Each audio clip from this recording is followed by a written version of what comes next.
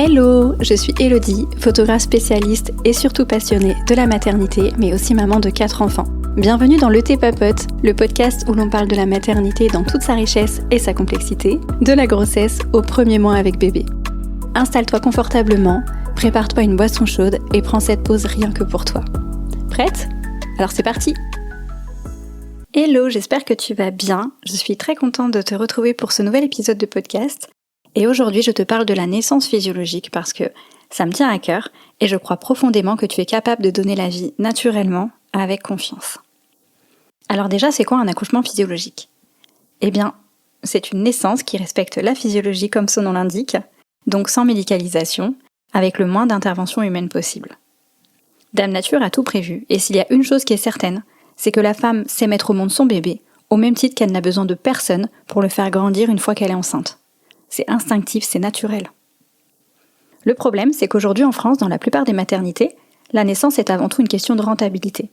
Et je dis la plupart car il y a aussi des maternités et des sages-femmes hyper respectueuses de la physiologie, c'est juste que c'est pas forcément la majorité de nos jours. La vérité, c'est qu'en maternité, on n'a pas toujours le temps pour toi. Les protocoles prennent souvent le dessus. Et en réalité, les sages-femmes n'en ont pas forcément conscience. C'est notre système qui fonctionne comme ça, mais toi, tu peux préparer le terrain. Tu peux t'informer, comprendre, choisir en conscience. Je dis souvent que le savoir, c'est le pouvoir. Et franchement, je trouve que c'est encore plus vrai dans le cadre de ton accouchement. On te fait croire qu'accoucher, c'est un acte médical, mais c'est d'abord un acte d'amour, un passage, une naissance pour toi aussi. Et je dirais même une renaissance. Alors, faisons d'abord un petit tour sur les points essentiels pour qu'une naissance se passe le plus naturellement possible. Il faut déjà comprendre que l'accouchement se produit grâce à un cocktail d'hormones de l'amour. Il y a l'ocytocine qui génère des contractions, entre autres, mais on va se concentrer sur ça ici. L'endorphine, c'est en gros ta péridurale naturelle. Et l'adrénaline, donc c'est une hormone que tu sécrètes lorsque tu stresses. Et donc tu t'en doutes, on va chercher à l'éviter pendant l'accouchement, car elle fait fuir l'ocytocine. L'adrénaline, elle est précieuse à la toute fin de l'accouchement, mais si elle survient trop tôt, elle peut ralentir le travail. Par exemple, si tu arrives à la maternité, tu peux ressentir une montée de stress liée au changement de lieu, à l'environnement inconnu ou à la peur d'une complication.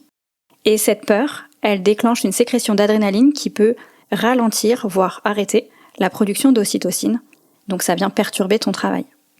C'est ce qui s'est passé pour moi, pour 2 de mes accouchements. Je suis partie à la maternité avec des contractions régulières, intensives. Voilà, je sentais que c'était le moment. Et une fois dans la voiture, plus rien. Une petite contraction par-ci par-là, histoire de dire « coucou, on est toujours là ». Mais franchement, c'était devenu complètement irrégulier, j'avais une contraction tous les quarts d'heure, franchement, n'importe quoi. Du coup, quand j'arrive à la maternité, forcément, on me dit « madame, c'est pas forcément pour aujourd'hui ». Alors que si, moi je savais très très bien que c'était pour aujourd'hui. Et en fait, à chaque fois, il a fallu que je me remette dans ma bulle, que je me reconnecte sur moi, que je crée toutes les conditions idéales pour générer de l'ocytocine, pour que le travail reparte. En fait, il faut savoir que cette sécrétion d'adrénaline, elle était très utile, par exemple, au paléolithique. Si tu étais en train d'accoucher là en pleine nature et qu'il y avait un prédateur, il fallait que tu sois capable de partir très très vite et pour ça, il fallait que le travail s'arrête pour que tu puisses fuir et te mettre à l'abri. Et donc, c'est un réflexe qu'on a gardé, même si aujourd'hui on n'est plus au paléolithique. On a quand même ce réflexe-là, ce qui fait que si tu te sens pas en sécurité pendant ton accouchement, eh bien le travail va s'arrêter tout simplement. C'est un peu comme pour les mammifères. De toute façon, d'ailleurs, c'est une partie de notre cerveau qu'on a en commun avec eux, qui gère ça. Un mammifère, par exemple, prenons l'exemple de ton chat. Ton chat, il va pas mettre bas en plein milieu du salon avec tout le monde autour de lui, qui lui parle, qui le stimule, qui joue avec lui, la lumière en pleine tête. Clairement, voilà, il mettra jamais bas comme ça. Ton chat, il va créer son cocon, il va se mettre dans une ambiance douce, tamisée, et vu qu'on lui foute la paix pour pouvoir mettre ses bébés au monde, il a besoin qu'on le laisse tranquille. Et c'est exactement la même chose pour toi. Alors le problème avec ces hormones, et plus particulièrement avec l'ocytocine, c'est qu'elle est super timide et qu'elle a besoin de certaines conditions pour se manifester. Et en fait, il faut que tu sois dans ta bulle, dans un endroit dans lequel tu te sentes bien, avec une lumière douce, tamisée, que tu es chaud, et surtout, autant que possible, que tu arrives à sortir de ton néocortex. Donc c'est la partie de ton cerveau qui réfléchit, qui stresse, etc. pour laisser la place à ton cerveau primitif, donc celui qui sait donner la vie. Et pour ça, il faut qu'on te laisse tranquille et qu'on évite de te parler, exactement comme pour mon exemple de petit chat tout à l'heure. Mais si tu as déjà donné la vie, tu sais qu'en maternité, aucun de ses besoins de base n'est respecté, ou alors très très rarement. Alors je ne te dis pas d'aller accoucher au fin fond des bois toute seule, mais tu peux adapter ton environnement pour que les conditions soient le plus favorables possible à la sécrétion de l'ocytocine, ta meilleure amie pendant l'accouchement. Et quand tout est au vert, ce cocktail hormonal super puissant imprègne tout ton corps. Et c'est ça qui te permet d'accueillir aussi la douleur. Tu n'es pas dans la souffrance en fait. Les hormones et surtout les endorphines du coup, font en sorte que tu aies la capacité de vivre les contractions avec puissance certes, mais aussi avec douceur. Et vraiment, il y a une grosse différence quand tu accouches entre la souffrance et la douleur. La souffrance, c'est vraiment quand tu gères rien du tout, quand tu te bats contre ton corps, tu te bats contre toi-même. Tu es fermé. Et là, tu es vraiment dans la souffrance.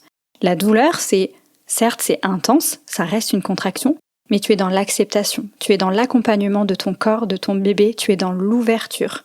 Et plus tu t'ouvres, plus ton corps se détend, plus ton col va pouvoir s'ouvrir facilement, plus ça va être facile et plus ça va être rapide. Par contre, essaie de gérer la douleur avec une poche des os percée artificiellement, sans péridurale, sans être imprégné par les hormones parce qu'on ne leur a pas laissé le temps de faire leur boulot. Et bien là, bonne chance, Et je te dis ça parce que c'est du vécu. J'ai littéralement cru mourir de souffrance. Alors que mes naissances qui se sont bien passées dans le respect total de la physiologie, j'ai eu mal, oui certes, c'était intense, c'était puissant, mais je n'ai pas souffert. Et je t'assure que c'est incomparable.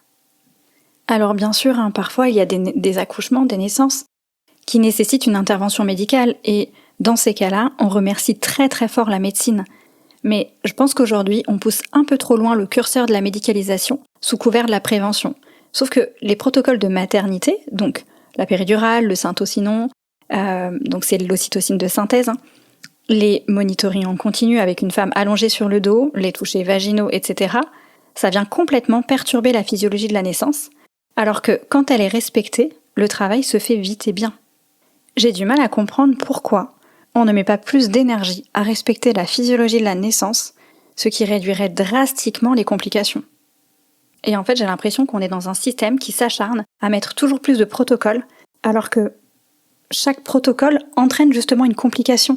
Donc c'est un cercle sans fin en fait, on s'arrête jamais. Alors que si dès le départ on avait juste laissé la nature faire son boulot correctement, en préservant la bulle dont a besoin la maman, tout se serait certainement très très bien passé. Alors, tu vas me dire, t'es bien mignonne Élodie, mais moi j'y connais rien, alors à part faire confiance à ma maternité, je vois pas trop ce que je peux faire. Eh bien, tu peux te renseigner sur la physiologie de la naissance, sur les protocoles, sur leurs bénéfices et leurs risques, leurs effets secondaires, parce que on va pas forcément te le dire en maternité, mais déjà, quand on te pose une péridurale, il y a des effets secondaires. Quand on te pose une péridurale, du coup, automatiquement, tu as de l'ocytocine de synthèse, parce que, comme on l'a vu, ta bulle n'est plus respectée, donc ton corps ne génère plus d'ocytocine naturellement, peut-être plus assez, et donc on vient te mettre une bonne dose d'ocytocine artificielle, ce qui vient encore plus perturber ton corps. Et ce qu'il faut savoir, c'est que cette ocytocine de synthèse, donc le syntocinon, a lui aussi un effet secondaire qui peut être néfaste. Mais ça, évidemment, on va pas te le dire. Donc si toi, t'es au courant déjà de tout ça, tu vas pouvoir faire des choix éclairés. Et tu peux aussi te préparer comme tu le ferais pour un marathon, le but étant de travailler sur tes peurs et de prendre confiance en toi. Et tout ça, ça va aussi te permettre d'avoir de la matière pour échanger en toute bienveillance avec l'équipe médicale sur tes souhaits. Pour mon 3e accouchement, je voulais, autant que possible, aucune médicalisation. Quand je suis arrivée à la maternité, j'ai échangé avec la sage-femme et je lui ai expliqué mes choix. Bon, j'avais un projet de naissance, et on a notamment parlé du refus du syntocinon, donc cette fameuse ocytocine de synthèse, sur laquelle elle tiquait un petit peu. Et en fait, quand elle a vu que j'étais consciente des effets secondaires de l'injection de cette hormone, que je comprenais bien la physiologie de la naissance, elle a accepté ma requête et on a trouvé un compromis, à savoir poser une voie. Donc c'est un cathéter auquel rien n'est relié, au cas où il y avait besoin de poser une perfusion en urgence. Bon, spoil alerte, elle a jamais eu le temps de le faire. Comme la physiologie de la naissance a été respectée, le travail s'est fait vite et bien. D'ailleurs, pour mes 2 derniers accouchements, la délivrance du placenta s'est fait tranquillement aussi et sans médicalisation, sans injection d'ocytocine de synthèse, parce que j'étais baignée dans l'ocytocine déjà avec mon bébé dans les bras, donc il n'y avait pas besoin d'en venir en rajouter une couche en fait. Par contre, si j'avais pas été aussi bien informée sur les choix que je faisais, franchement je suis pas sûre que la sage-femme m'aurait autant fait confiance. J'ai bien senti qu'elle était OK pour un compromis parce qu'elle sentait que je savais de quoi je parlais. Donc, je te le répète, mais le savoir, c'est le pouvoir. Moi, ça m'a permis d'être en confiance, de comprendre ce qui était essentiel pour que tout se déroule comme je le souhaitais, et de rassurer la sage-femme sur mes choix, de gagner en crédibilité en quelque sorte. Et idem pour mon 4e accouchement. Je n'ai eu aucune médicalisation. Pas de péridurale, pas d'ocytocine de synthèse, pas de cathéter, rien. J'ai accouché dans la baignoire, seule, avec mon conjoint en face. La sage-femme, elle était restée à l'autre bout de la pièce pour respecter ma bulle. Je n'ai jamais douté de ma capacité à donner de la vie, ni de celle de mon bébé à naître. Et cette confiance, elle joue aussi un rôle essentiel sur la physiologie de la naissance. Elle permet à ton cerveau primitif de garder le dessus. Tu te rappelles, le but c'est de déconnecter au maximum le néocortex. Et si j'ai pas confiance, je reste dans le néocortex. Je sécrète de l'adrénaline, donc ça ralentit l'ocytocine, etc., etc. En fait, la peur, elle te garde dans ta tête, dans ton mental. Tandis que la confiance, elle te ramène dans ton corps. Et vraiment, ça fait toute la différence aussi. Aujourd'hui, malheureusement, en maternité, le respect de la physiologie de la naissance est souvent la dernière des préoccupations. J'ai d'ailleurs appris récemment que les sages-femmes sont très peu formées à la physiologie de la naissance durant leurs études. Elles sont en revanche largement formées aux grossesses pathologiques, mais moi je trouve ça hallucinant que la physiologie de la naissance soit pas la base. Et le résultat de tout ça, c'est que du coup en maternité, on en vient à appliquer des protocoles juste au cas où, parce que les maternités, elles se protègent, Elles veulent pouvoir dire en cas de problème qu'elles ont tout fait. Mais le problème, c'est que c'est justement l'application de ces protocoles et le non-respect de la physiologie qui fait qu'il y a des problèmes. Enfin, on tourne en rond, quoi. Donc, on te pose une péridurale et une perfusion d'ocytocine de synthèse, la maman n'est plus mobile, elle ne peut plus accompagner son bébé. L'effet secondaire de l'ocytocine de synthèse, c'est l'anomalie du rythme cardiaque de bébé. Et je ne te parle pas du ralentissement pendant la contraction parce que ça, c'est physiologique. Bébé se fatigue aussi beaucoup plus parce qu'il est plus aidé par sa maman. Tu t'imagines, toi, devoir sortir du vagin de ta mère alors qu'elle est allongée, le parcours du combattant, quoi. C'est quand même plus facile si maman est debout, à genoux, accroupie, dans n'importe quelle position où la gravité peut faire son boulot pour aider bébé à avancer vers sa naissance. En fait, l'accouchement, c'est une danse entre ton bébé et toi. Bon, et puis, est-ce qu'on en parle de l'interdiction de manger ou de boire pendant l'accouchement dans certaines maternités ? Parce que oui, ça ne se fait plus partout, fort heureusement. Tu irais courir un marathon à jeun, toi ? Alors tu peux toujours essayer, mais tu vas pas tenir bien longtemps. Et ça, c'est sous prétexte de prévenir une éventuelle anesthésie. Mais si tu as un accident de la route en sortant du resto et qu'on doit t'opérer en urgence, tu crois qu'on va attendre que ton estomac soit vide ? Ben non, bien sûr. Alors pourquoi ce serait différent quand tu donnes la vie ? Mon intention avec cet épisode, c'est pas de te dire ce que tu dois faire ou pas, ce qui est bien ou mal. C'est simplement d'ouvrir une autre voie, une façon plus respectueuse de ton corps, de ton bébé et de tes besoins en tant que femme qui donne la vie. Je veux t'inviter à te poser les vraies questions. Qu'est-ce que tu veux toi ? Qu'est-ce qui te parle ?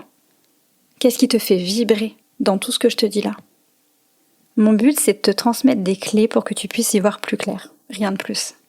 Et c'est dans cette optique que j'ai décidé d'accompagner les femmes qui veulent vivre une naissance la plus naturelle possible, qui veulent se reconnecter à leur puissance intérieure, reprendre confiance en elles, faire des choix éclairés et reprendre leur pouvoir. Parce que la naissance, c'est pas juste un événement, c'est un voyage, c'est une transformation profonde, c'est sacré. Et j'ai tellement hâte de pouvoir t'annoncer, dans quelques mois j'espère, le lancement de cet accompagnement qui me tient à cœur depuis tant d'années. Mais en attendant, je t'invite à prendre dans cet épisode ce qui résonne pour toi et à laisser aller le reste. Il n'y a pas une seule façon de donner la vie, il y a ta façon à toi. Peu importe que tu souhaites une péridurale, une césarienne ou un accouchement physiologique, ce qui compte, c'est que tu sois informé, que tu fasses tes choix en conscience et que tu puisses vivre la naissance que tu veux toi.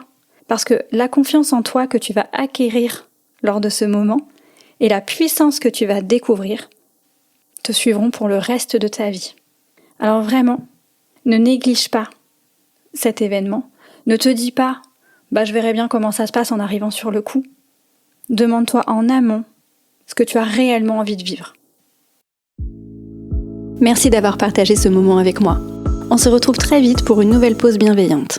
D'ici là, prends bien soin de toi et rappelle-toi, chaque instant avec ton bébé est un souvenir précieux en devenir. Si cet épisode t'a plu, N'hésite pas à me soutenir en laissant 5 étoiles au podcast et viens me retrouver pour échanger sur le sujet du jour. J'adorerais connaître tes retours et partager avec toi. Je te souhaite une très belle journée, soirée ou nuit et je te dis à très vite.